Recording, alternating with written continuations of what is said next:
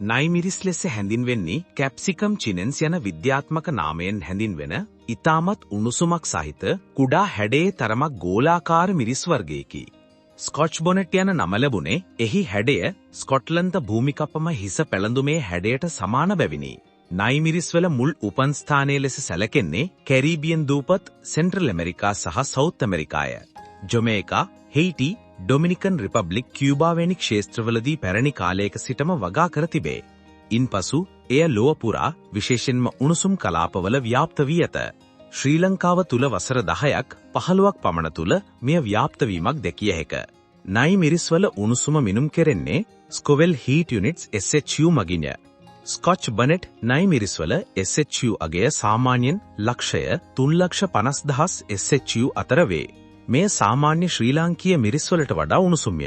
තවත් නයිමිරිස් වර්ගවලට වඩා මෙයට මිහිරි සුවඳක් සහ පැණි රසයක් ඇත. එම නිසා කැරීබියන් ජොමේකන් ආහාරවලදී spicy sauces, pickles, hot pepper paste වැනි ආහාරවලදී අති විශේෂ තැනක් මෙයට ඇත. ඊටම අඩු ප්‍රමාණයකින් විශාල රස ප්‍රභේදයක් ලබා දී හැකි නිසා ආහාර කර්මාන්තයේ වැදගත් වටිනාකමක් ඇත. නයිමිරිස් බෙල්ලෙකු වැනි හැඩයක් ගන්නා අතර එය කහ, රතු, තෙඹිලි, දොඹ වැනි වර්ණයන්ගෙන් පවතී. හැඩය අනුවවත් ඒවා වර්ග වශයෙන් වෙනස් වේ.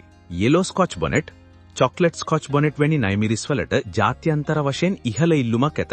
විශේෂයෙන්ම හොට් සෝස් නිෂ්පාදන, එක්ස්පෝර්ට් ස්පයිසස් සහ ඕගනික් ෆුඩ් ප්‍රොඩක්ට් සඳහා නිතර භාවිත වේ. ගෝස්ට් පෙපර්, හබනේරෝ, කැරොලීනා රීපර් වැනි මිරිස් වලට වඩා රසය සහ සුවඳ වෙනස් වීම නිසා පාරිභෝගිකයන්ගේ විශේෂ කැමැත්තක් ඇත. නයිමිරිස් ස්කොච් බොනෙට් යනු ලොව පුරා ප්‍රසිද්ධියට පත් වූ උණුසුම්ම මිරිස් වර්ගවලින් එකකි. ඒ විශේෂයෙන්ම කැරිබියන් කලාපයේ හා දකුණු හා මධ්‍යම ඇමරිකාවේ ආහාර සංස්කෘතියට මූලිකව එකතු වී තිබේ. නයිමිරිස්වල මුල් ඉතිහාසයේ දිව යන්නේ අවුරුදු 5000ක් 7000කට පෙර දක්වාය. එය මුල්ව වගා වුණේ ඇමරිකා, මූලිකව පෙරු, බොලීවියා, බ්‍රසීල් වල බව විද්‍යාත්මක පර්යේෂණ වලින් පෙනී යයි. ඉන්පසු ඒ විවිධ ස්ථානවලට ව්‍යාප්ත වූයේ වාණිජ හුවමාරු, ජන සංක්‍රමණ සහ ආහාර සංස්කෘතියේ විකාශය හරහාය. ක්‍රිස්ටෝපර් කොලම්බස් සහ යුරෝපීයන් 15 වන සියවසේ අවසන් භාගයේ කැරිබියන් දූපත්වලට පැමිණිය විට දැනටමත් ස්කොච් බොනෙට් ලෙස හැඳින්වෙන මිරිස් වර්ග දැනටමත් එම කලාපයේ වගා කරමින් සිටි බව සටහන්ව තිබේ. ජමේකා, හේටි, කියුබා සහ ඩොමිනිකන් රිපබ්ලික් ස්ථානවල මෙව මිරිස් වර්ගයේ ආහාර රසකැවිලි සඳහා භාවිතා විය.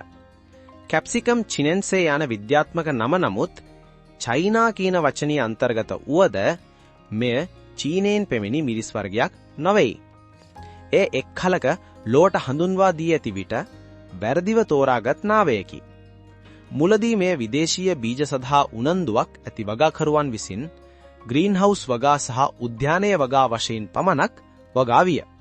නමුත් පසුව මෙය සාමාන්‍ය වගාකරුවන් අතරද ව්‍යාප්ත වී ගොවි ජීවිතයට අමතර ආදායම් මාර්ගයක් ලෙසින් දියුණුවක් ලබා ගත්තේය. අද වන විට නයිමිරිස් අලෙවිය සඳහා විශාල ඉල්ලුමක් සහිත ඉතා වටිනා මිරිස් වර්ගයකි. ශ්‍රී ලංකාවේ බහුතරයක් වගාකරුවන් මෙය රට තුල සහ පිටරටට අපනයනය සඳහා වගා කරමින් සිටී. එනෙන්ම ඕගැනික් ෆාමිං සහ වැලියු ඇඩඩ් ප්‍රොඩක්ට්ස් වලින් මෙය එක්ස්පෝර්ට් කොප් සඳහාත් දැඩි වටිනාකමක් ලබයි.